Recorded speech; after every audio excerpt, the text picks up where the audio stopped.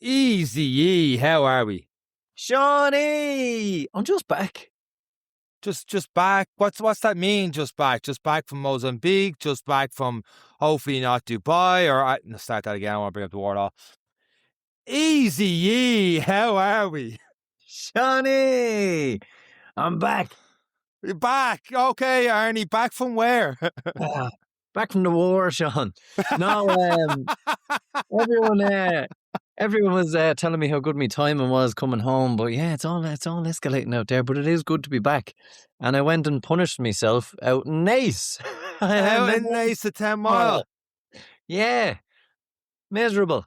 Yeah, it looked miserable. I got to meet up with you right before the race, and I hit the road. I'm whatever, but you waved the AGR flag proud. You got to see some people doing the Barcelona Marathon next month, or this month, I should say. Now it's March. By the time this one goes out with you, so how did all that go? Yeah, it was good. See, I promised when I was coming home I'd go to Decathlon and I'd buy winter running gear. I'd get the leggings. I'd do everything so I wouldn't be so miserable and moany. Oh my God. I'm prioritising it this week. Sean, it was so cold. And it wasn't just me. Freezing. The wind was cutting you in two. It was a bit drizzly. So getting started, like that walk there, and you're just like, oh. I even said, see, next year, no spring marathon. Fuck this.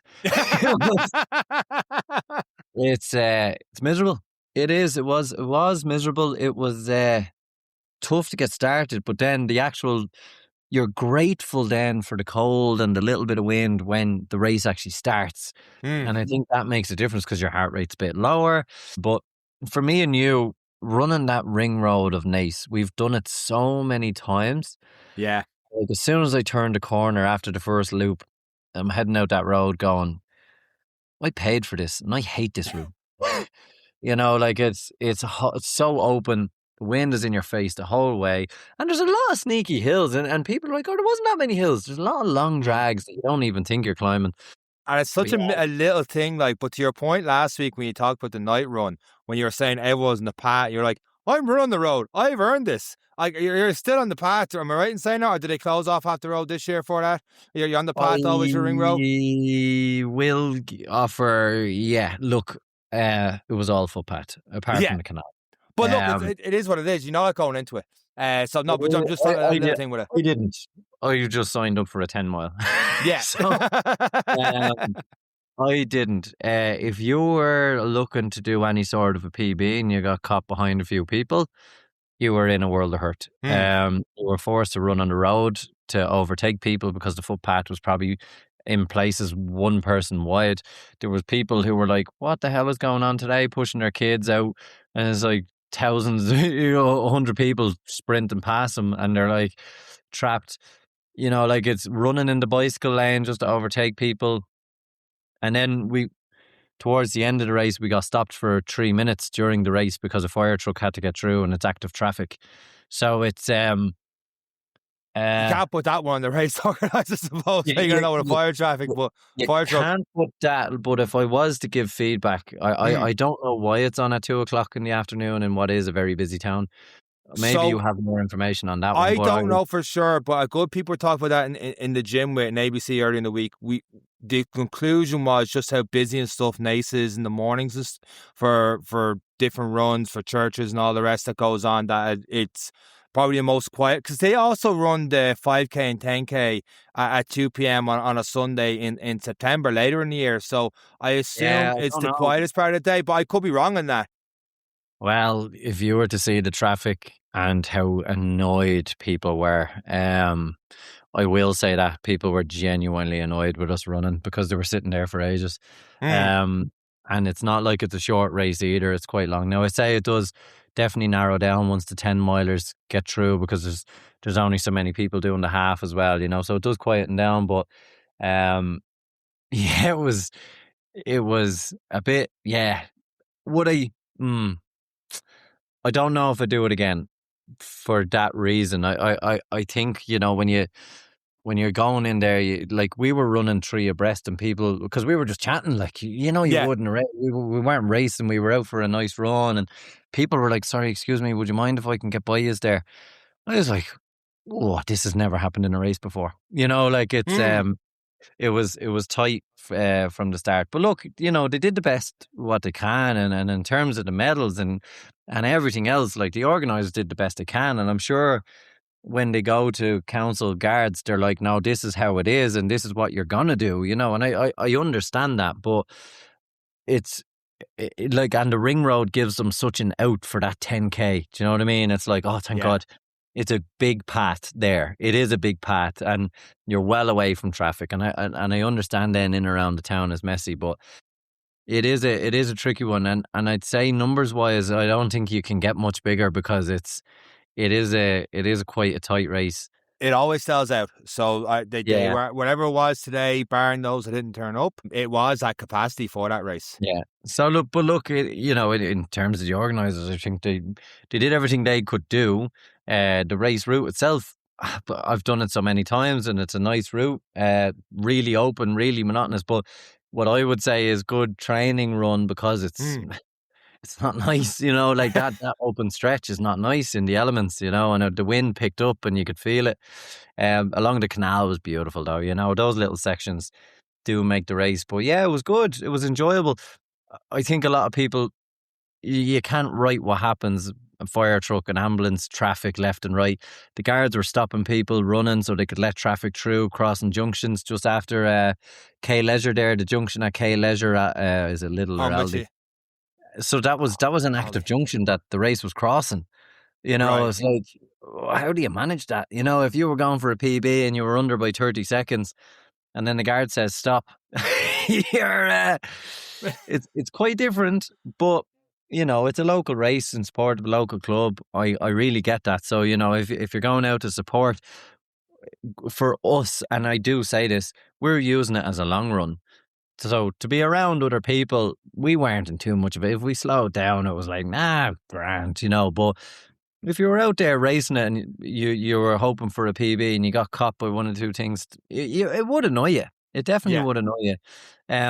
But for us, spring marathon training time, perfect event, to just trot around, have the support, get people together. They can't control the weather. And I'd say they're limited in what they can do with the town, but well, what I will say is what they did was very, very well. And the volunteers are super polite and did their job really, really well. So I just think it's one of those. Naas is a busy town. And a lot of people did say, why too? But I'd imagine that's in the meetings or the negotiation of how we can run a race. So I don't fault them on that. The biggest challenge was if you wake up at 10 o'clock, it's like, is it lunchtime? Is it breakfast time? How do you manage food around that? Well, I had 16 sausages and 14 slices of bread. Why did I even ask you? I was fueled because I hadn't got chicken and rice. If I had chicken and rice, I would have had that. But others were saying like, oh, I had pasta instead of breakfast this morning. It was a bit weird. I was like, nah, you're coming around to my way of thinking. No, this is why we've got guests in the podcast. Well, look, it was. Look, I enjoyed it. I will say that, but I have to give what I see. We show up to races. What was the feeling afterwards then, Eric? Then, like when you were all there getting your medals, stuff like that, was it a good atmosphere? People were glad they finished then, or was it more how the fuck to get? They were cold. People legged it. They got the medals, they got there, and they were gone. But people were kind of saying the general consensus was, tight, got stopped crossing roads, which is just unusual for a race. It's unusual. It's usually everything stops for you, and I think that's what caught me because I didn't know any of this. I was kind of like, ooh, do you stop your watch here? But it's on a chip time. What do you do? Where do you go from here? And there's a corral of a look around. It's like 50, then it was 60, then it was 70 of us, 80 of us. And I was running alongside Laura. I was like, nah, we need to put the hammer down here because this is going to get even tighter because now it's not spaced anymore. So in terms of my race, we had a nice, comfortable first 8 miles, 7 miles, and then the last, 2 miles, 3 miles, 3K, we ended up at a 4:40, 4:30 pace, which is a nice confidence builder for us in the build-up to Barcelona Marathon. And that's why I say this race is a fantastic option for that. It is a good option. If you don't like running around Naas on your own and you want something to work towards just after Christmas, it's a really nice build. So credit where it's due, and what they did extremely well. Extremely well. Other things that's outside of their control and very much part of the race organisation are pretty tough. But some people, especially when they were standing there for 3, I'm going to say 2 minutes to be fair. I think it was 3, maybe 4 minutes. They were probably like at junction. Yeah, but and look, fire truck, 3 of them. Yeah. Like it's the year I did it last year. I think I've done this 2 times before the 10. I have done the 10 mile 2 times before, and I've been, I suppose, lucky now. Listen to your story that I haven't. I know we talked about this time last year in the podcast, so maybe we go back and listen. Like, no, Sean, you were stopped, but I don't recall being stopped during it. I do recall during the 5 and 10K crossing the road towards the finish lines across the road in the councils, the city council, whatever is there.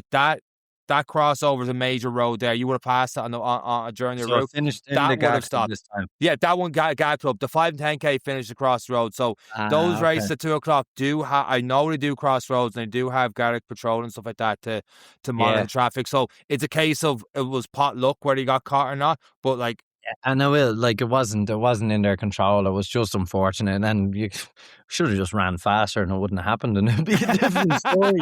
But yeah, we literally arrived just as they put up their hands, and it was just. But I wouldn't take it away from what they did and did well, and the guards and the volunteers did what they did well. The course was the course; it was just the luck of the draw. But yeah, it does come with that asterisk that it's on a footpath, but for people in the area trying to get a half marathon in, maybe their first ever half marathon, the first ever 10 mile, 100% is great. It's great to have that motivation, and particularly for pacing, because if you end up with a group because of the path, you end up being dragged along whether you like it or not, because you don't want to hold anyone up. And so really, really good. Nice race. Great medal as well. You always give credit for a good medal. Yeah. So it was good medal, but it's So but that's the honest. It's if I was using it as a training run and a nice 10 mile, it was a great one. It is good. You have used it as a training run. So how are you fixed now for 2 weeks' time, Barcelona? Yeah, still difficult to know. So we did a heavy week. This was a lighter week with the purpose of going into the 10 mile and the last 4K, picking up the pace was always the plan. This week is back into a heavy week because I needed to give the body that time to kind of recover from that with a little bit of shorts. This is going to be heavy, and I'll probably finish with probably 14 miles or 25K this weekend, and then that's it. That's all I can do. I'm probably going to have more confidence to go and fail in terms of pace. So I'll probably aim for just under the 4 hours, which was something I didn't do the year before, because the 10 mile was going really well. Heart rate was really good.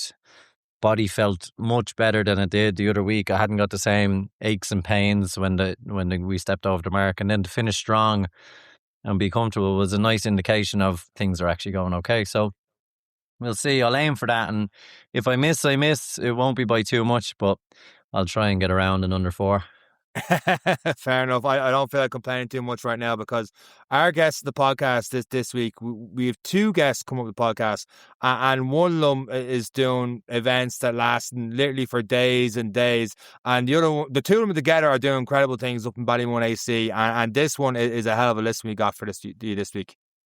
Yeah, and this is the power, and that's why when we talk about this event in particular, I have to say well done to the organisers and the volunteers, and don't take it away. And because it's people like that make it worthwhile doing and showing up and supporting. And this episode's no different into the power of community and what sport can bring to a community. So it's fantastic to hear what these guys are doing, and then even more so in that there's fantastic people doing absolutely amazing things. Like runs we wouldn't even dream of. There's only so much you can do fueled on sausages and sliced pan, but these they're phenomenal people doing great things and with some great ideas and great ways of doing things and how they can help people. So a great listen. It's nice to get back into a nice community episode this week, and that will keep us 1 week closer to Barcelona as well. So let's get into it. And with that said, it's this week's episode of the Any Given Run Day podcast. Let's go.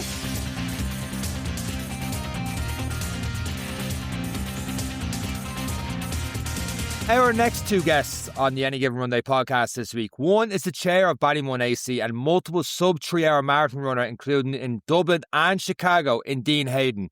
And our second guest is the director of coaching for Ballymun AC, as well as a Deca World Ultra Triathlon champion, 7 continents marathon finisher, continents not countries, and recently completed Mission 60 marathons on a treadmill in 60 days, raising over 60k for cancer research in Ger, Prendergast. Lads, welcome to this week's episode of the Any Given Run Day podcast. Hey, he's getting on. Oh, good, lads. Thanks for having us, yeah. Thanks for having us on, lads, yeah. Delighted to be on. Ger, I've been giving out for weeks about running on treadmills being horrible and that's why my training is bad. And you've single-handedly just ruined me. So that's the end of this week's episode of the Any Given podcast. Lads, these are phenomenal. And to do all that while running a club and coaching people and bringing people along. But as we have found out from the 6 years we've been running this show, we still haven't learned anything. But we do know that nobody starts where we are now. Dean, if you don't mind, I'm going to start with you. Sub-3-hour marathons, is that where it started from you? How did you get into sport? How did you get into running? No, so during COVID, like a lot of people, I think, during lockdown, kind of struggled. I would have had a football background, so I always played in football teams, and during COVID then I kind of came away from that space. There was a thing in Finglas at the time. There was a couple of young person suicides, a kind of a cluster at the time. And I wanted, obviously, it turned out the 3 people were line by line, I think, in a school roster. So they were all in the same primary school class, believe it or not. So it was just impactful at the time. And I suppose I wanted to do something for youth suicide prevention. So the Youth Suicide Prevention Ireland were obviously putting out a piece for fundraising for the Dublin Marathon. It was a virtual Dublin Marathon that year. So, we had to run the marathon within the 5k radius of Ballymun. So I said, listen, I'll try and get into marathon running. And I went on a training programme and we raised a good bit of money for Youth Suicide Prevention Ireland. But running a marathon within 5k radius of Ballymun was mental. It was hard enough to do a marathon without having to do it in loops and loops and loops. So yeah, that's pretty much where I started. I think they were a group of lads that were kind of experienced in the morning. The Up the Flats Running Club, they were called at the time. And it kind of took over there. Been mad experience. I think I nearly died, to be honest. So yeah, that was kind of my introduction to running, really, How did you find those first steps? And I mean it, those first steps, obviously from a footballing background, yeah, we know you can cover a little bit of ground or you can get up to the first K, but as you move into the half marathon, everyone thinks they can do it until they do a half marathon, and then knowing you have to do that twice. How was that transition from shorter, sharper into going long and obviously trying to keep that pace? How did you find that transition? Even though you had great experience from Up the Flats, we've seen a lot of them, actually, to mention them, at the 5k on New Year's Day in Phoenix Park in the t-shirts. Yeah. It's there's a great group and a good club as well. How did you find that transition into long running? Well, I was a centre half, so I never done much running. Who was the goalkeeper? It was me and you. Yeah, good radar, is that what we said? But yeah, I was oblivious, really. I fell into it more out of motivation for the fundraising than the actual running, I think. But it was I never done a half marathon event. I didn't have the opportunity because it was in COVID. So I remember doing a couple of runs completely naive. I kind of got up to, I think it was the max I got up to was 10 mile or 16k or something. And then I linked in with the lads, and the first day with the lads we met at Super Value here locally, and they were like, turn up in the morning, we'll see if you show up. And I was like, I'm showing up, like, and, they turned out, they were like, yeah, we're doing 20 miles today, it's 33k into the Fino. And I said, what? And they had all camel packs and waters and gels and all of this mad stuff that I was like, look at these fucking idiots, like. And, I get into the park and I was seeing dead people, do you know what I mean? So yeah, that was my introduction to, right, yeah, this is marathon running, quick, the stuff you have to learn really quickly around hydration and fueling, and or you won't last long. So I suppose, yeah, that was me kind of, going from football and kind of half decent level of football to like you're in the marathon now, you're running a 20 miler for the first time. So, yeah. Jeez, I'm jumping. Yeah. Yeah, switching over to you, seeing as how you've ruined all my excuses, I'm going to absolutely nail you with questions now. Ger, how did you get into running? Have you always been part of athletics because to listen to Sean's declarations of your CV there, it's quite impressive, or like everyone else, did you fall into it by accident? Yeah, similar to Dean, I come from a football background. More like I didn't start playing for a team until I was 16, so I didn't really have a kind of feel for position and all on a pitch. I was a bit more like a street footballer, and that kind of, I suppose, shone through later. And when I was older, I started playing futsal, and I managed to play for the visually impaired international futsal team. I'm actually blind in my left eye, so I could qualify to play for the international team and got to travel playing for them, which was class. But I'm more from that background as well. And what happened though was when the futsal kind of finished up, our kind of funding ran out. So the futsal finished up. So I was looking for something new, and I'm a personal trainer as well. So I was training a group of women and a couple of lads as well. And they were actually doing a 5K in the Phoenix Park for, I think it might have been a cancer charity thing or something. So I said, I'll jump in, it'll be grand. I was very fit at the time. As I said, I was playing the futsal, I was fit and strong. I was doing a bit of weightlifting and bodybuilding as well. But the 5K thing, yeah, I nearly be passed out doing it as well.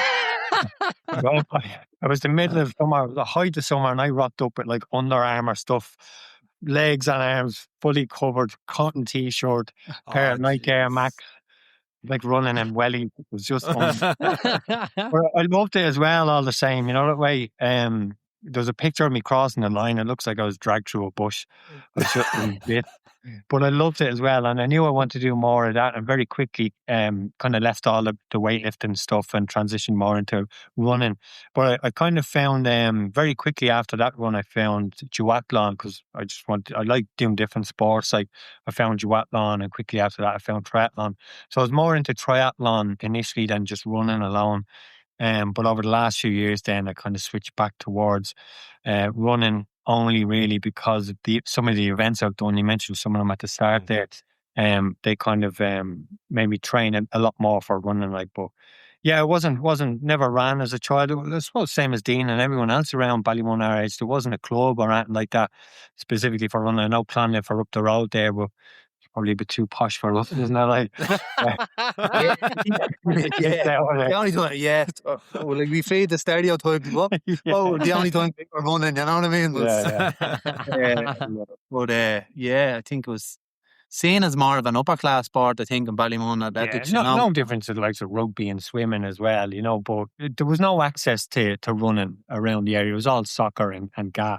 And even GA was up at Ballymun Kickham's, was up around the airport. It would be difficult for me to get there, But so football was what I fell into. But it's great to see now, obviously, with the likes of this club here for the juveniles, we're starting that kind of sport in the area, and there's more access for kids as well.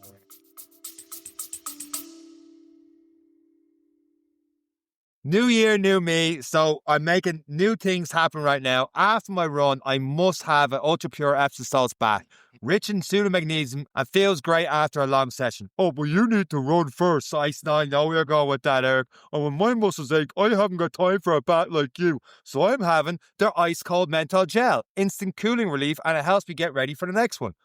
Yeah, but I could have that, but if I'm on the go, I also want to have the essential oil muscle rub on as well. I know where you rub that on. Stop it. I know you're going to go with that. So stop it right now. So I'm going straight to the finish. Exactly. New year, new goals, and muscle recovery support that works. And it actually is really good for you, despite what I'm saying here. But I'm not having you abuse me in 2026. So do your little outro you normally do. It's like you're in my head, but by listening to this advert, you are supporting this Irish podcast and Irish businesses. Do take a look at the Ultra Pure range online and this great value bundle and save 10% on ultrapurelabs.ie. Have you guys seen since, and I talk about running as an explosion, because in areas like yours, Coolock, Sheriff Street, the inner city, since COVID, we have seen a lot of clubs come out. And as you said, And most of these clubs will admit, when you look at the 60s, 70s, 80s, athletic clubs were for those who were looking to run for Ireland, who were looking for Olympic qualifications. It was quite an elitist sport. And now we've moved towards mass participation events, marathons with ballads, 5Ks and 10Ks every day of the week, park run, you name it, it exists now. Have you noticed a big difference in your area for the want now to be part of a social running club, or for kids? And we say the same. We always looked at football. Myself and Sean were the same. It was football. And what's this running? I'm not running unless there's a ball. Are you seeing a shift now in terms of the number of people looking to be involved in these clubs and looking for a different sport other than just the football? And now that it's accessible, particularly since COVID? Yeah, like, come here, you can look at communities like ours at Coolock, like we've kind of sprung up. You've seen the inner city, they're probably a year or two ahead of us, all of us really. But yeah, the appetite, like, I think COVID, I'm sure all your guests mentioned COVID, but it was a kind of an eye-opener. Like, we call our communities disadvantaged communities, but we're after realising we're probably more advantaged in the sense of we have huge resilience to be able to take on these sports. Like the hardship we have to go through on a normal day, sport is just that release. And I suppose it's we've allowed ourselves, I suppose we've allowed the sport to become more accessible, because we realise that we can do it, and we're able to do it. And it's quite endurance running, like it's in the name, like you need a lot of endurance, but we endure every day in these communities. So, I think it's a no-brainer why we wouldn't move into this space, And when did that click for you, Dean, to set up? Did you set up Ballymun AC, or did you just get involved with that then and start bringing your juvenile program and stuff into that? No, when did that start happening? There was lots that came before it. Like, I think this club was pretty much pinned on it like a merger was. So you had Ger's kind of Ballymun Triathlon Club at the time, and he was coaching his group of over in the gym there. You had the Up the Flats Running Club, which was a group of males that predominantly ran marathons. And then after kind of towards the end of COVID, then we created the Ballyyoung, it was called. So it was a juvenile running club. And they were all running kind of simultaneously. So we just said, let's come together. We got onto Ger, myself, and then there was Ken Copley, who was kind of the main leader and there was a couple of founder members with Ken within that morning group. So we kind of said, let's come together and let's bring the three groups together. And that's how really Ballymun AC evolved and was created, I'm right there, I'm not leaving anyone out. Yeah. No, there's no people that, like, we're sitting here, but this is the big thing in terms of the club. Like, it's built on people. So I think without people, you wouldn't have something like this, Yeah, it's well kind of set up from the start. Like we had plenty of meetings before. It wasn't just a group of people getting together and going running. I mean, we've set up a committee with proper roles, all that kind of stuff. We got good coaches in as well. I think we've about 20 coaches altogether. 22 coaches now, yeah. Oh, wow. So it's a lot of work in the background as well by all the committee members, like the Dean and Kev Kelly and all. So it's that's probably why it's been so successful as well. It's well governed, I think, in that sense. And we didn't want to have the attitude. There's a bit of an attitude we can take in Ballymun. It's like, we'll just half-arse do it, because we're from Ballymun. Not like, no, we're not taking that approach. We're going to do this right. We deserve the best for people. So that's kind of where the kind of good governance and the good setup and making sure everything was done right came from, Dean, can I touch on, because basically to go back to how you got into running, it was to juvenile suicides, which in any community can do two things. It can bring a community closer together, but also can tear families and everything else apart at the same time. Yeah. As you've seen, and as you guys have said, in a disadvantaged area, and when people are going through hardship, you tend to see these cases a lot more, and the numbers will speak for themselves. Do you think, and particularly when it comes to running as a form of meditation and endurance running, have you seen a big difference in what it's doing for the youth in Ballymun, based on what you got into running over? Does that add an element of importance to showing up as a committee, the coaches showing up for the kids and the club, and why it is we give so much time to our hobbies? Have you seen the impact it's making in the community and how it's helping people?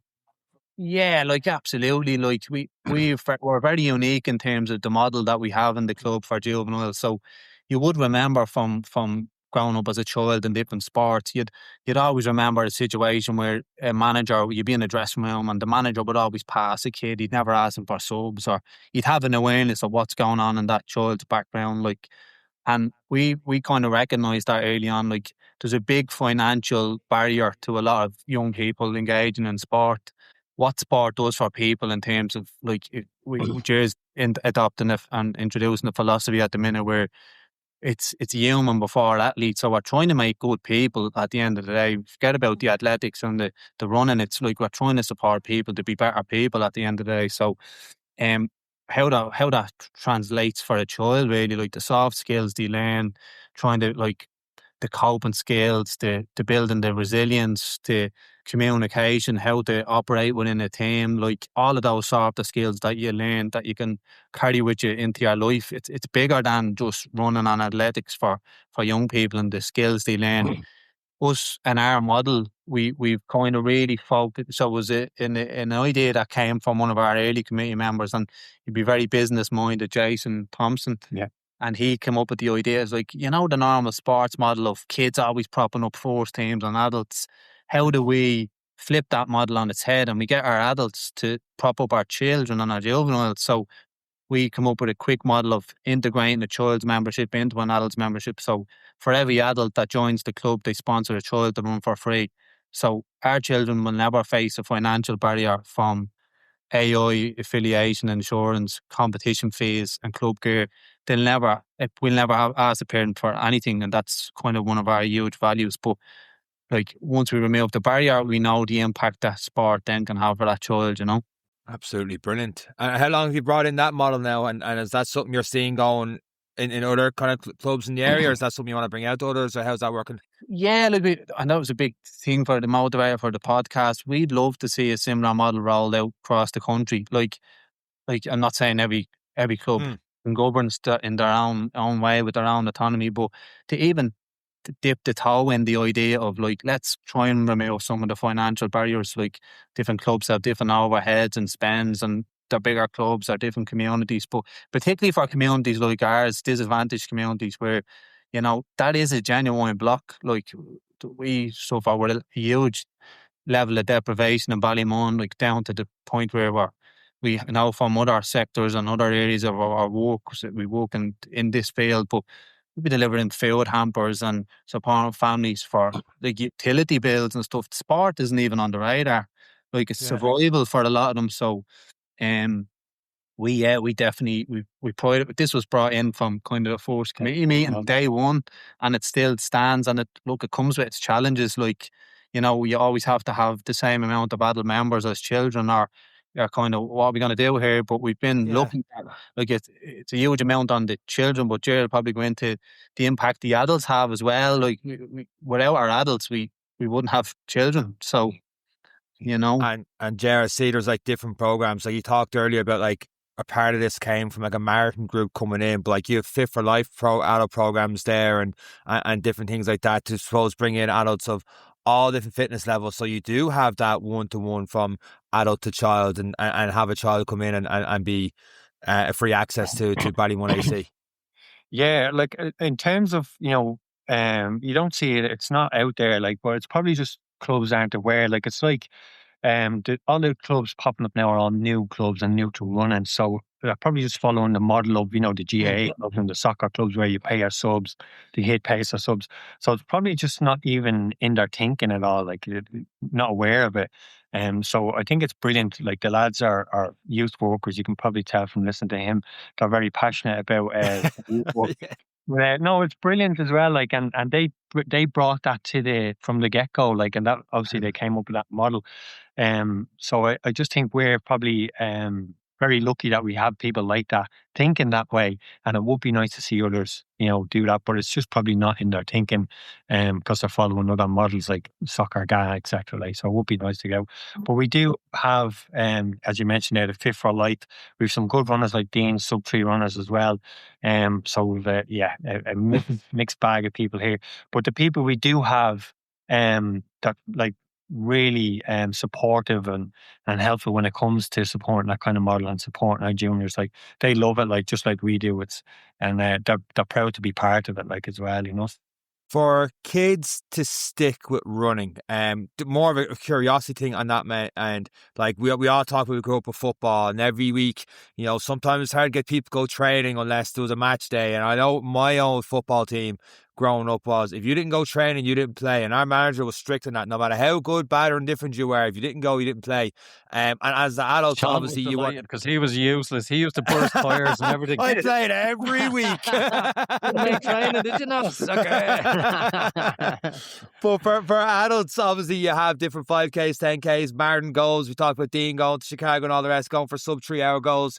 For juveniles, for kids, and I saw there's a program at somewhere, I think like 4 to 8 year olds. How I suppose your job of coaching, keeping it fun and entertaining, how's that been? Yeah, so we have a couple of different groups. Like obviously the 4 to 8s are the mini runners, but at that age, like this is something we're bringing in now as well, and it's taken a couple of years to see this. And this is where you would follow with a model. It's not trying to recreate the wheel. It's seeing what's working in other sports like rugby and soccer, and that's the long-term athlete development plan that they use. So it's as you just mentioned there, it's just making it's called fundamentals, capital fun, just all games, making they come back, because they're not going to come back if there's too much pressure to like win or medal or whatever. So it's just all about trying to make it fun for them, make sure they want to come back, because if there's pressure, they don't want to show up, then you've lost them forever pretty much. And it's obviously then when they get a bit older, they can transition into probably a bit more of a specialist area, whether it's hurdling or sprinting or long distance running. Because at that stage, then they'll have a passion for it, they'll have a love for it, and they get to choose what they want to do. So it's trying to bring it back to that and try and implement those things where I suppose our job is to make it fun for them and keep them coming back. If we can do that, the rest will look after itself. A lot of times in a community, people say, and I'm a big believer in it, and it probably comes from my footballing days back younger as well. If you can see it, you can be it, and by having a club and good players and playing with those players, or in this case, running with people like yourselves, people get the belief that they can do it too, and they can participate, and there's an opportunity for them there. Pressure for me is always a privilege. It's good to be under pressure. It's a sign that you're doing something right. Do you guys feel that pressure in terms of your performance, in terms of how you carry yourself, or is there just a pride that we can run well and encourage other kids to be better than we are and be faster than we are, without, as we said, keeping it fun, but to encourage people? Is the pressure of having the club and the pressure of showing up for these kids keeping you guys honest? Because I know myself, I'll fall off the wagon if the wind changes direction, but you guys have a lot more people counting on you. Is that pressure a privilege for you guys? Does it keep you honest and keep pushing you even more?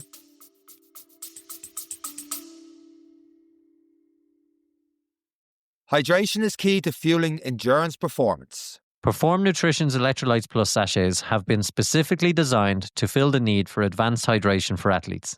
With 1,000 milligrams sodium, all essential electrolytes, and 2,500 milligram performance blend made up of glutamine, taurine, and coconut water powder, one sachet will replenish and revitalize your hydration. Using natural flavors, natural colors, no added sugar, and no added fillers, each sachet has a sweet and lightly salted fruity flavor and comes in either mixed berry or citrus. Informed, sport tested and trusted by Olympians such as Kate O'Connor, world champion boxer Aoife O'Rourke, and pro triathlete Nikki Bartlett, and many more elite athletes. Trust Perform to fuel your excellence, and by listening to this advert, you are supporting Irish businesses and this podcast. Now let's get back to the episode. Yeah, like, come here. Yeah, I would have seen a big time over the last couple of months. I think it keeps you honest to remind you why you're doing what you're doing. Like, it comes with a lot of kind of a commitment level like this comes at a cost on the end of something else. It's usually family or work, or it's hard to get the balance of everything right. I think we've had more fights at home, but you're running out the door to to do for the club to do this, or you're going to a competition with the kids, or like I've even tried to insert my own kids into the club so I can stay attached. Balance the boat. I'll be killed for it, but I think it is a, you can get a lot of burnout when you go through cycles of I'm on the floor this month, I'm wrecked from the level of commitment, and then you see something like a child perform, or you hear of it, like one of our children, our first child, going to a national final for, say, high jump that we never even planned on. We said we'd be an athletics club, but we were always primarily focused on running. And you see a child getting to a high jump national final, it's like, Jesus, that's why we're doing what we're doing. Do you know what I mean? And it does, as you said, it keeps you really honest. But yeah, it does. It's a tough balance, but it is, I suppose, if it is an important journey we need to kind of, I suppose, stay on. We had Ken from Cherry Orchard Running Club on the podcast last year, and one of the things he talked about was having other people in the area do these mad kind of runs, and him being like, oh, if they can do it, I could do it, and then people in the club starting that. That's where I'm going with it. Drop yourself in, Ger.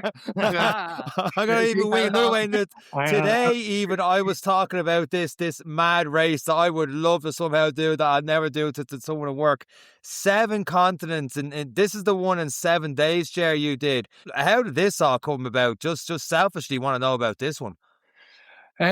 So actually, when that one came about, I had already signed up to Marathon des Sables. So I was kind of at that. It was funny. It was all happening in 1 week, actually.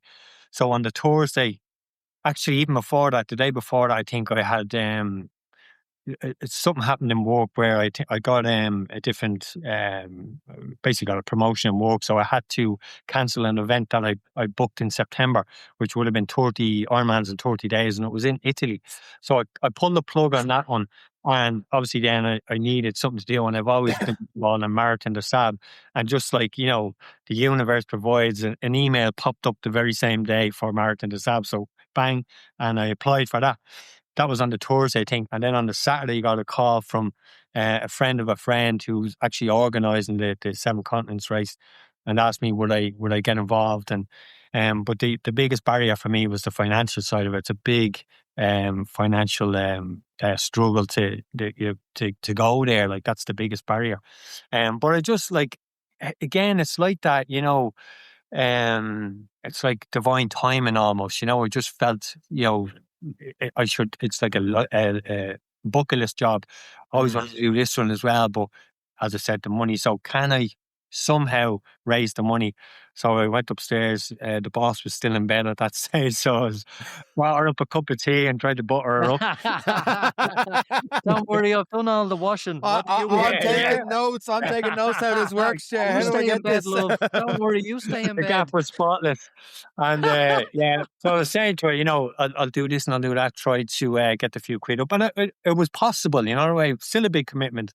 But I had a few quid from something else and money from the 30 marathon or the 30 Ironmans thing. So anyway, I managed to get on the start line anyway. And you're paying over time as well. So then I had the 2 of them going at the same time. But the Marathon des Sables, I think I applied for or got onto the 2 of them around summertime, and the 777 was coming up in November, and then the Marathon des Sables was the following March or something. So the 777 was first. So like, I've been training for the past 10 years. I've done 10 Ironmans in 10 days. I've done that twice. So it's not like just twice. Yeah, just twice. Just twice. Oh, You have to make sure you stop count the days right, so you did it again. We just stop at 2. You're getting soft. But what I mean is, like, you have that in the tank kind of thing. It's not like you start training, you do train specifically, but I knew I could do it, that way, the 7 marathons. So that side of it was all right. But I was probably a little bit overconfident, if I'm honest, because when I got there, the biggest difficulty of the whole thing was the travel. Like, so I think it was a flight to Doha and then a flight into South Africa.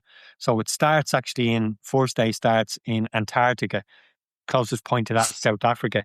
So we go through all the debrief on, I think it was on a Wednesday or something. And the lads were saying we were meant to start on the Friday, but it's hard to get into Antarctica because the weather is so changeable, you know. And you were saying today is lousy there, and Friday when we're supposed to be going is lousy. Tomorrow is a bit better, so get your gear ready, go home, get your gear ready. We're going tonight, and we'll be there in the morning for the first marathon. And so we flew in, it's a 5-hour flight, landed, do the marathon in Antarctica, and basically get out of Dodge and back in South Africa. And I think there was like, again, 5-hour flight back. We landed at something like 4 a.m. and the next marathon started at like 8 a.m., you know what I mean, South Africa, and banged that out. So it's literally just traveling off the plane, do the marathon, back to the airport, back on the plane, go to the next location and do them that way. So that, not just for me, for everybody, was definitely the hardest part of it. Like, That one be one comfy seat on the plane you're on each time. Did you get exit rows, Jared? Did you pay for the upgrade? it's a chartered flight, so it's like business class, but it was a real old plane as well. So Yeah. for me, I'm like 6'2", so even, you know, that you could get your feet up was great, but you could never get horizontal. And it's like any other plane, it's noisy, it's movement. So you'd be sleeping, you just drift off, next of all the thing would hop and you'd be awake again. Get your gear on. You got like minutes of sleep over the whole week, you know, that way. So therefore, and as well, I'd be like plant-based. So the food I was getting on the plane, they would just feed me watermelon all week. I was like, give us something. Yeah, Jesus. I was living on water and then I had no sleep. Like, but I was great crack though as well. It was brilliant. I really enjoyed it. But the runs were all fine. I was knocking them out in like, I think I've done 3:14, 3:15 for most of them. And then I picked up a little bit of an Achilles injury on the last one. It was something like went to a 5:15. I just basically had to walk a lot of it. But outside of that, it was great. He loves to play these things down, like, you know, he's that Yeah, humble. no, Build on. I'm not letting him away with it. I'm going to ask more questions. So, Jer, of all the 7 then, because for me, I travel to and from Africa the whole time. By the time I get home, it's 26 hours of traveling. My ankles are swollen. Never mind running a marathon in between. Yeah. As you got to marathon 3, marathon 4, have you... Obviously, running in Antarctica is a spectacle, and we had Jer Copeland talking about it, and he absolutely loved it, and it was a fantastic story. How did you feel? Had you a favourite one? Different cultures? Did you get to experience any of the cultures on the way, or how was the rest of the journey? Well, we had a few days in South Africa before it started, and then Miami when it finished. So both of them were class, but in between it, it's literally run, plane, travel, off, run, and just continuous. So, like, let's say we were in Cartagena, we were in Istanbul, we got to see none of that. It's literally just the run course. And even the Istanbul, when we landed, and it was like, I think we were due to start at 8, but when we got there, it was along the banks of the Bosphorus thing, but there was loads of people fishing off the pier thing into the river. In the mouth. People reeling you in. You wouldn't let us run because you wouldn't stop asking. So we had to wait until they were all gone. So that was midnight before we started. And it was pissing rain, it was lashing, it was freezing, the wind. So they brought the course down to a 1K out and 1K back. So everyone hated that, but I loved it, like, because I train here on a 500 meter course with the lads all year round, like, so I loved it, like. But there's a lot of little things like that you mentioned there, your feet swelling and all on the plane. I had alphas and my feet were in bits. They came through the toes, just my feet swelled. Lots of little things like that. Yeah, I remember being in the air on the airplane, and just to get my feet up, I put my head down the opposite end and put my feet up the and the plane jumped and it just slid off. You'd be doing anything just to trying to look after yourself, but yeah, some crack, like. Jeez, and did the alphas last all 7 marathons? I got a pair of what's the Euros? I had alphas, and what's the other ones? The same Vapors. Yeah, the Vapos. Yeah. I brought a brand new pair of Vapos for it, and the lads actually got me a pair of like Gore-Tex New Balance with grip on them, you know, trail runners. For we thought for Antarctica, you know, we needed to be properly wrapped. Need a picture of them in a pair of vapor flies with the, you know, the breathable vapor flies. frostbite on But the feet. they tell you can't wear anything like that, anything with kind of the mesh on top. You have to have like some kind of coverage there because it's the wind in Antarctica. The wind picks up the wind chill, like you lose toes and everything. Like, but when we got there, it was -16, I think, but there was no wind. The sun was just, I mean, I got sunburned, even though it was -16. I got sunburned on my lips and face in Antarctica, but there was no wind. So I was like, fuck this, I'm wearing my vape. I was like, lash them on. And then I wore them on that one, and then the last one in Miami.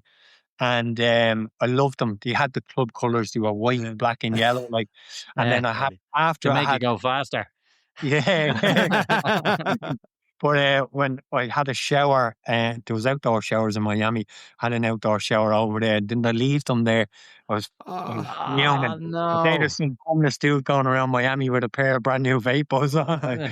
Yeah. Same continent as Miami, but a little bit further north and probably a lot colder. Dean, sub 3 hour, 2:55. I think I read Chicago Marathon. How does that marathon compare to? I know you did Dublin as well. Like I put this obviously Chicago, the major, won the big six, well 7 now. Yeah. How did that compare?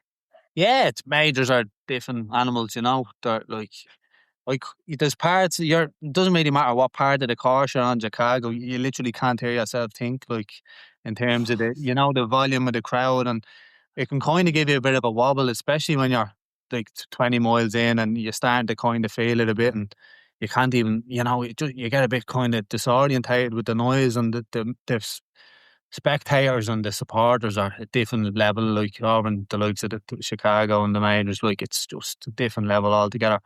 It was mad, just the whole run up. Like we'd about 10 lads went over, and we just outside of the running even we had some bond, and it's just a trip of a lifetime in the sense of the memories, and it's just different gravy, I suppose. Yeah, the real was set. We trained for, I think we trained for 250 with another guy, and that kind of went out the window very early.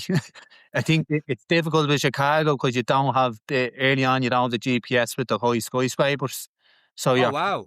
So you really have to go to old school pace, and you can't rely on a watch in that sense. So, you're off pace. You think you're on a particular pace, and then you look at the watch and it says you've done a minute and 23 kilometre or something. You're like, no, there's something off there.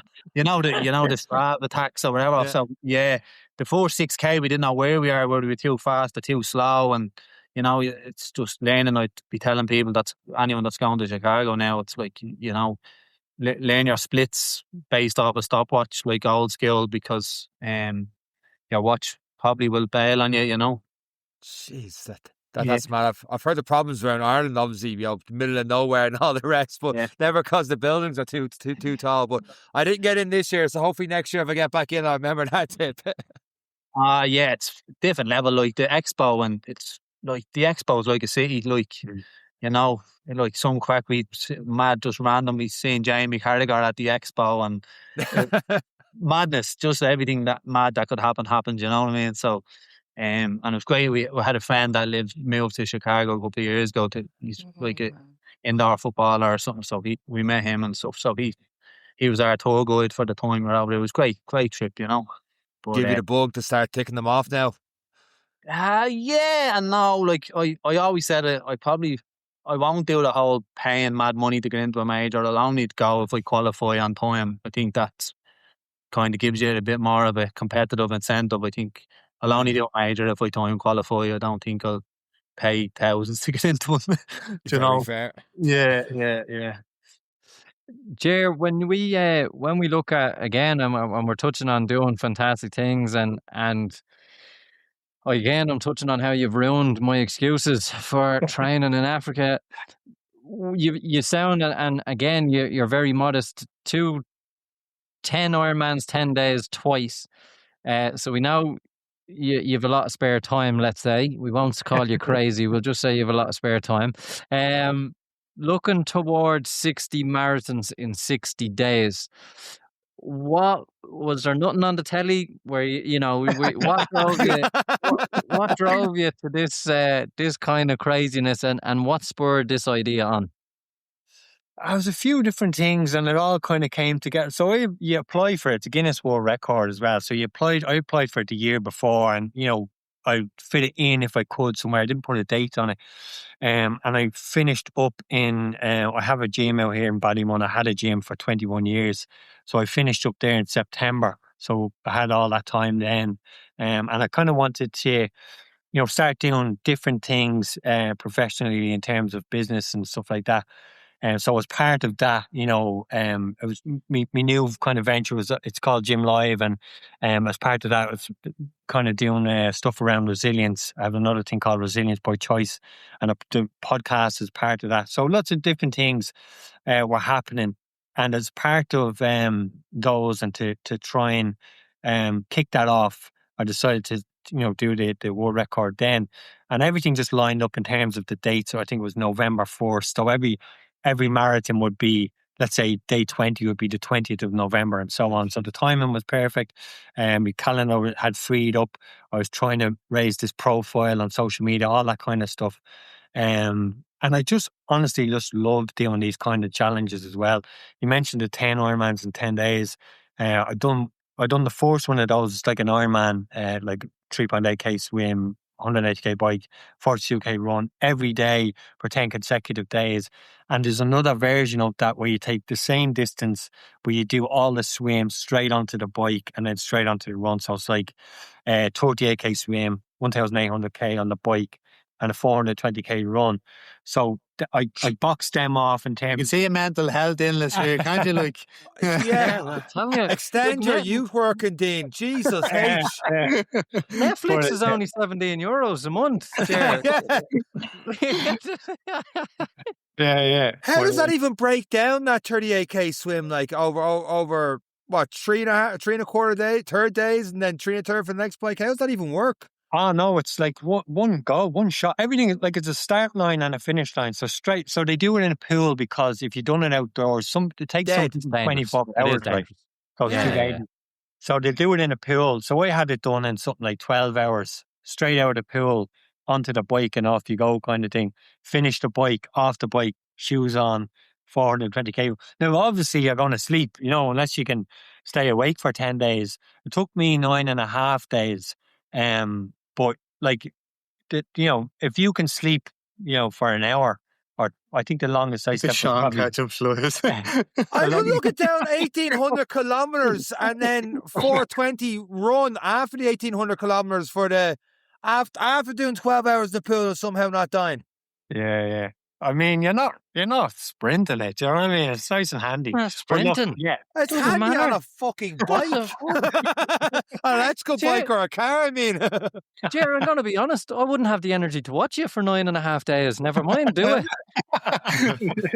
My God. And Yeah. so, did you have a course? And I want to touch on, because you mentioned that you like the loops, and we'll come back. We're not letting you away with the 60 margins. No, we'll don't come back to that. you get on. But when you did you pick a route around Ballymun? Did you say, I actually can't do this, I want to cycle north, south, I want to do whatever? Oh, How did you lay out? Or shop for this?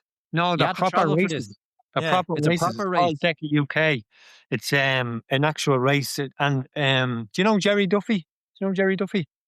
We've No, heard the great. name, all right, but we haven't had him on the famous podcast. from Jerry, the if you're Irish listening, we'll see you next week. He'd be famous around those circles, triathlon circles, for being the first man to do it. I was the second, and I'd be the first man to do both. So it's a proper race in the UK, and I'd be one of 5 people in the world that won both of them. So that was another nice. My God. So Ger- you get out of the pool and you're on your way. So do you just... I'm trying Like, to get not my even head get out around of the pool there, hang on. He's racing someone in the pool. Like, are you looking head on someone like 5 hours in? Like, 5 hours, I'll be out of this pool before you, mate, and just keep on going. Like, how do you even race someone in that? Yeah, there's people who took 24 hours. You know what I mean? I'd say there was about 40 people in it, in the pool. So you're sharing lanes with probably, 5 people or whatever.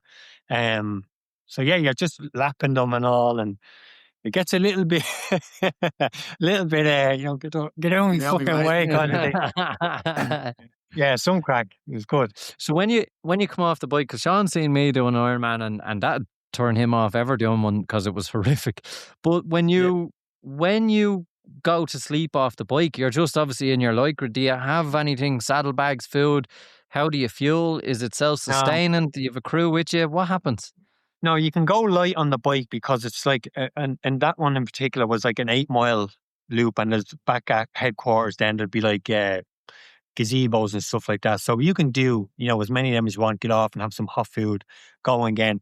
So it's basically like you're out to work all day on the bike, that way, and come back, have something to eat. 12-hour shift on the bike. Yeah, 12 I hours. actually don't know that way, Ger. But it was deadly. Like it's an opportunity to do something really really cool like that, like it's cycling through the night. You know what I mean? Yeah. Getting off for a couple of hours, sleeping, going again.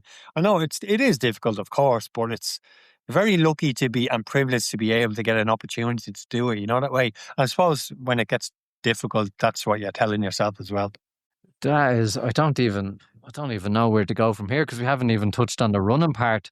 Because those who have done a triathlon, when you get off the bike and everyone talks about the jelly legs, what are your legs like after 10 of them?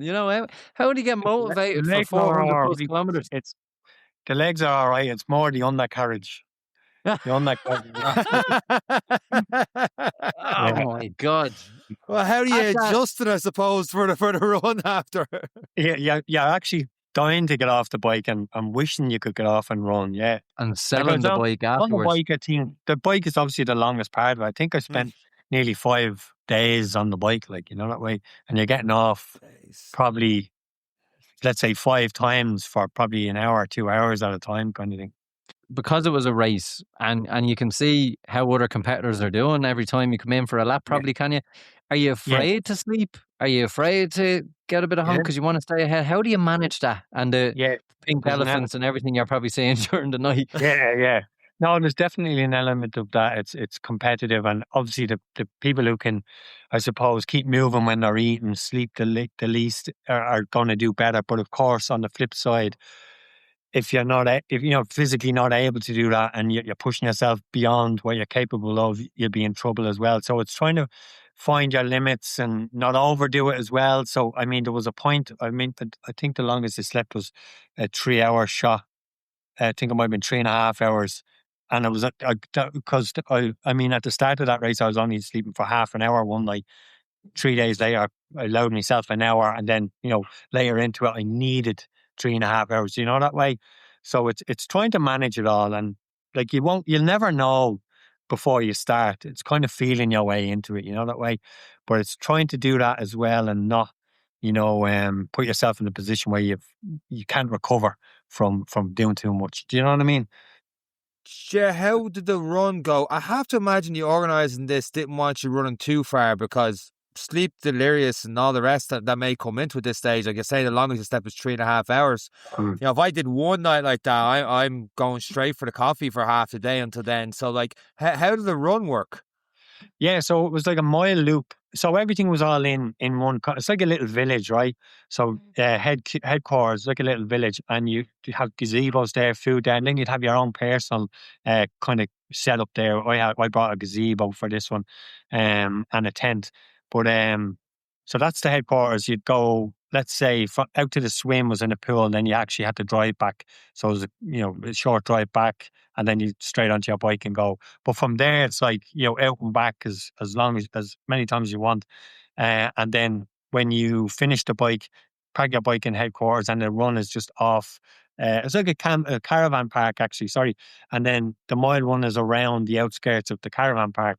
But it's like actually the run course was weird. It was only a mile, but you had absolutely every kind of surface in that 1 mile. You had like the kind of pebbles that you'd have on caravan. You had that. You had asphalt. You had grass. You had trail. You had little hills. You had downhills, all within 1 mile. So it was a bit of everything. It was gas. But yeah, it was quality as well. Like, my maths isn't great, but over 250 laps of that. Don't ask me. I don't know. I just when they told me I was finished, actually for the last lap, they actually did that. Like, I suppose the organisers had the tough job of, obviously it's all chip time. You know what I mean? So they can tell you, hey, you're on your last few laps or whatever, and then for the last one, they get you to run the opposite direction so you can kind of say goodbye to everybody. But yeah, like they organised it class, because you can track it on the DECA website. So we were at in Ballymun, so tracking. So Ger's second today, he's third today, or he's back into first, or he's into seventh, and Deadly. it's the quality, like, yeah. No, it was brilliant. Like, And you dropped to seventh. Fuck's sake. Come on, Jer. You're better than that. Come Well, on, Jer. I have to redeem I don't myself. even think I'll put you second at worst. I was third out of the pool, second off the bike, and first after the run. Yeah. Ah, It's all back to the running, lads, you know. So I wanna go back to the 60 marathons, because you said you started on the 1st of November. That means when all the Christmas prep is going on, you're coming up with the tea going, it's all right, love, you stay in bed. I'm just going out for about 3.5, 4 hours onto the treadmill. Don't worry, I'll see you in a while. Yeah. How was it during the Christmas to keep that motivation when everyone else is kicking back, enjoying all the finer things? How was it to maintain the discipline, I suppose, and the want to keep going during this, and obviously for the want for a world record as well? How was it? By Christmas, like, you're well into it. You know what I mean? Discipline hasn't really come into it. It's just like your body's just so used to it. It's just pure habit at that stage. And then you had the added bonus of people being off work at Christmas. Yeah, So you come and see the final parts. Yeah. I think that the most difficult part of it was the traffic. You know, like some days it was a 2-hour drive to get there because you're going across the M50. It was a fucking nightmare.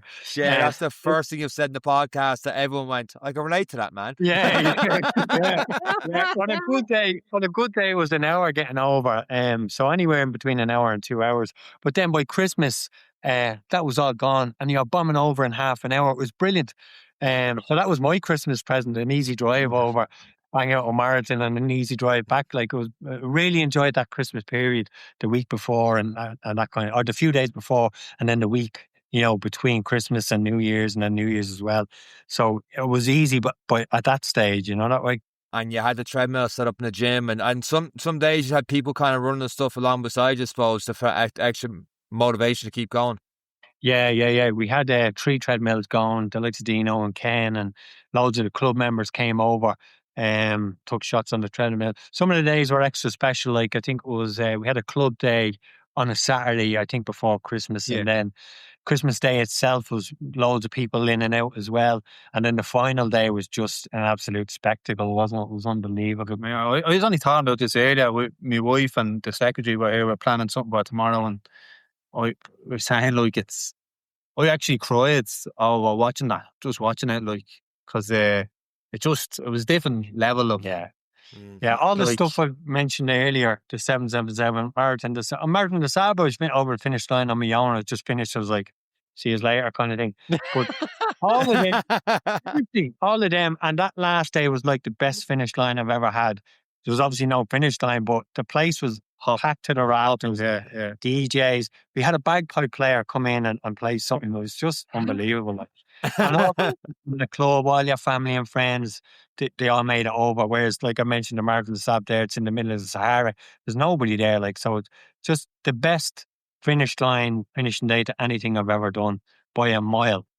We'll obviously have your social medias in the show notes, but you do have that reel up as you're crossing it, and the gym is just packed of people dancing and cheering and making signs for you, and DJs playing and all the rest. It looks like one of those bingo loco parties or something. Just a couple of treadmills in the middle. You can confetti cannons and everything.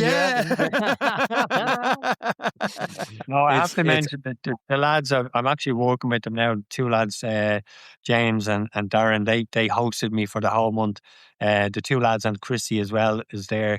They were there every day. The guidelines for the world record, you have to have 2 witnesses every day. So the 3 lads were there every day. I just had to come show up, get on the treadmill and run.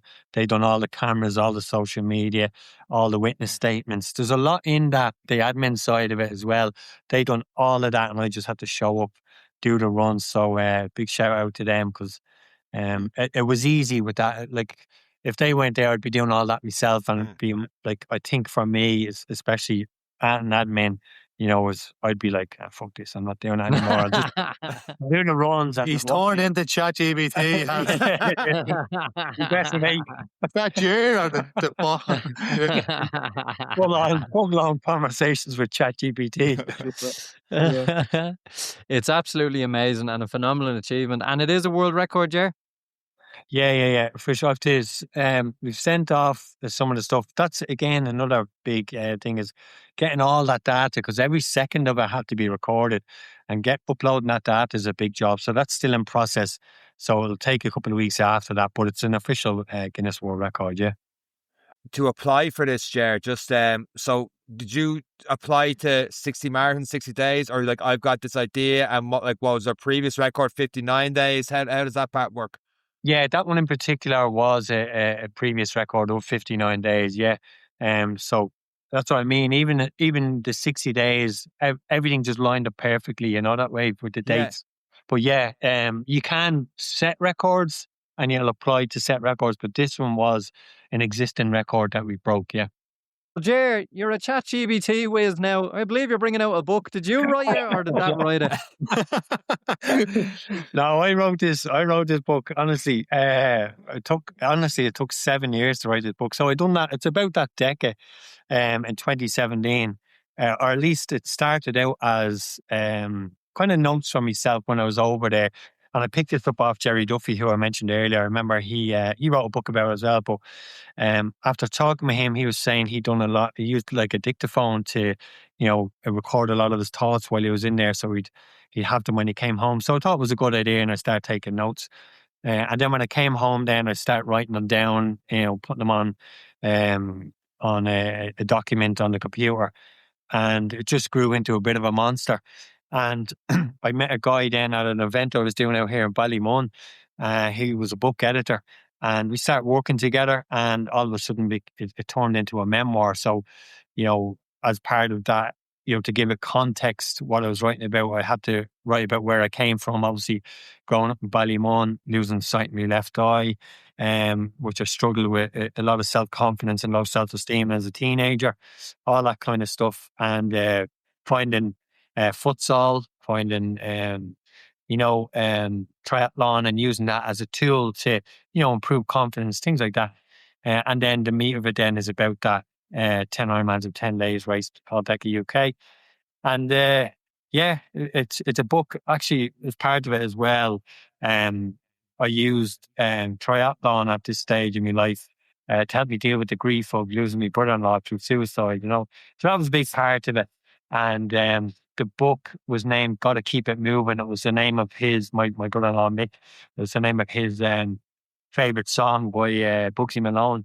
But yeah, so that was a big old journey. That took 7 years from 2017. It was only out, I think, 2023.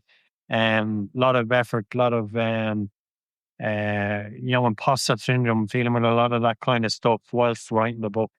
And but it was almost like therapy, and helped me, again, like sport, helped me build my confidence over all 2 years. And it was probably my biggest achievement, getting that book out. Can we still buy that book now, Ger? Is it available online, or how do we get a copy? Yeah, I'll get Sean to read it to me. He has a beautiful reading voice. Yeah, no, you get it on Amazon. It's on all the Amazons. I think it's on Amazon.ie now as well. And going back when we released it, I don't think it was available at Amazon.ie, but it is now. So you used to have to buy it on .co.uk, but Amazon.ie or any of those kind of European Amazons, you get it on there, yeah. And Jerry also mentioned that, and we're so enthralled by the events, what you guys are doing in the club, but you did touch on that the reason this 60-day timing was so good was you ended a 21-year relationship with a gym in Ballymun. You moved on to something new. What is the new thing you're doing? How do people follow you around, Jer? Show up at your house. What is it you're doing now? What made it so special? Yeah, no, it was like I said, things. I'm a firm believer things are meant to happen when they happen, and through 60 Arthurs of 60 days, we called it Mission 60. Actually, I managed to. The lads asked me to come and work with them, so now I'm working with the guys in Gym Live, and what we're doing is working on bringing like professional level coaching to amateur teams, grassroots teams, in an effort across all sports, by the way, in an effort to try and raise the level and standard of our, not only footballers, swimmers, everything else across the board. We have an app called the Gym Live app. We're working on that at the moment. We've just lots of stuff going on. We're testing runners, footballers, trying to give them an online profile. You ever see the like on FIFA? If you ever played FIFA, you'd have like Yeah. The avatar. we're doing tests for kids now at the moment, and what they'll get on their profile, their Gym Life profile, is like a spider graph, and you can see their speed, their accuracy in terms of shooting, or if they're footballers or rugby players, their power, lots of different kind of metrics, and they can kind of improve them over time as well. Like, so it's really exciting time with Gym Live at the moment. I'll be doing a lot of testing for adults as well, VO2 max testing. We're bringing that into the lab, the Gym Live lab. So just lots of stuff coming at us. We're doing lots of stuff with DCC and Sport Ireland as well. So lots of contracts coming on board as well. So really exciting. I'm really excited to see what we can do with it. And big shout out to the lads in Gym Live. And is this something that's only going to be done through government bodies? Can parents who are listening, who are thinking, maybe, and we talk about raw talent, and sometimes with kids, you can see there's raw talent there. If parents are there going, you know what, I want to give them every opportunity to see where they go, or see, can I help them develop without putting pressure? And I think that's an important thing. Can parents get in touch? Yeah, 1,000,000%. It's about gaining access, giving those kids access. Like us out here in Ballymun years ago, back in the 80s, there's nothing obviously like this. But even in terms of clubs, there wasn't that many clubs. Now there's loads of clubs. Now there's lots of access to information out there. So we're trying to bring it all to them. We're working with a couple of youth clubs at the moment, Finglas United. I know we're going to try and do a bit here with our club as well, just about bringing that professional level training and testing to them, and see can they improve themselves over time as well. So people can get, or even individuals can access it as well by contacting us at Gym Live. So like we've just started pushing it out now, and as I said, it's already, people have seen some of our testing on the Gym Live socials, and they're all over it, but if you can imagine as a youth footballer or a youth runner, getting to see your profile up on social medias or the Gym Live app, it's just going to be, I think, incredible. I think it's going to explode. I just had to break one more leg and I would have been on FIFA. I just wasn't brave enough to do it. But it is going to be something that would be absolutely amazing. And we again wish you the very best of luck with that. And again, Sean will have those details in the notes. Dean, when you have such an ambassador, an icon, and I don't say that lightly, Ger, and a fantastic athlete, and someone who can inspire the next generations, what's next for the athletics club? How do we keep encouraging people to get involved with the likes of you guys, showing up on the runs? And a lot of times people find that first run is the hardest, the very first session to show up and to meet new people. What encouragement do you have, and how do people get involved to be around great people like yourselves and start running? Yeah, like you look at Ger, for example, like it's inspirational, isn't it? Really, like in terms of like inspiring. Like he's probably the most, like when you look at underrated footballers, and we talk about, like he's probably the most underrated athlete that we don't even, like, we just take it for granted what he's actually achieved and what that does to inspire people. I think it's like we'd love if clubs could even just attempt to go on that journey of that financial model. Like, I'd love someone to even contact the club to be like, we're trying this in bloody Galway and it's working, or it'll always come with its challenges, but that'd be something that we'd love to see even other clubs even attempt it, nationally, just to remove them financial barriers. But for ourselves, like we've learned a lot, like we've learned so much, and we've different people in different roles and structures in the club changing, and as I said, it's all about the people, really. If we don't have the people, we don't have the club, and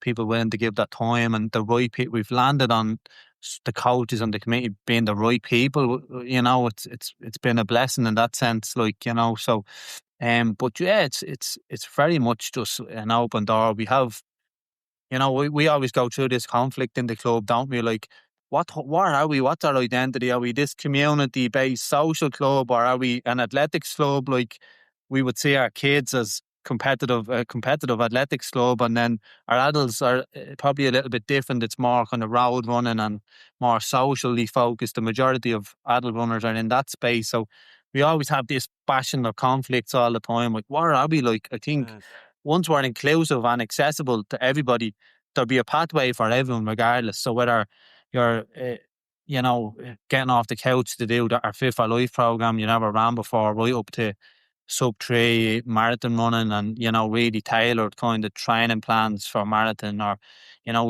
we've kind of a pathway for everyone. I think that's where we have the luxury, but that we keep the values of being a community-based club, and that we're open and accessible and inclusive of all. I think once we have them values alongside a pathway for everyone, we can't really go wrong, And Dean, people listening to this, they might pick it up on Instagram. They might have a pair of shoes with a bit of dust on it. When's the best time for them to put them shoes on and come and meet you guys? And where can they find more information about you? I suppose, our Instagram, we've a new website, ballymunathletics.com. Kind of Nicola, who covers our social media, she's really active and trendy, and she's on TikTok, and she's everything and anything in terms of that's where people are living. They're living online, and that's where they're going to be engaged, So I think that's kind of something we've got really good at in terms of the social media side of things. But just reach out, walk into our club. Like, we're here every morning, Tuesday to Sunday from 6 a.m. and we're here twice in the evenings then. Our weekend sessions are a bit later as well, 7:30. So just pop the head in. Like, there's no good time. Just the time is the time. Like, really, there's an open door, and there's a pathway for everybody. Absolutely brilliant to listen to you guys over the last hour, and the stories you have, and just everything you're doing at Ballymun AC has been absolutely brilliant. We will have all those links in the websites and your both your social media links as well, your Instagrams and stuff in the show notes. And that is it for this week's episode of the Any Given Monday podcast. Myself, Dean, Ger, and Eric. Take care. Thanks, guys.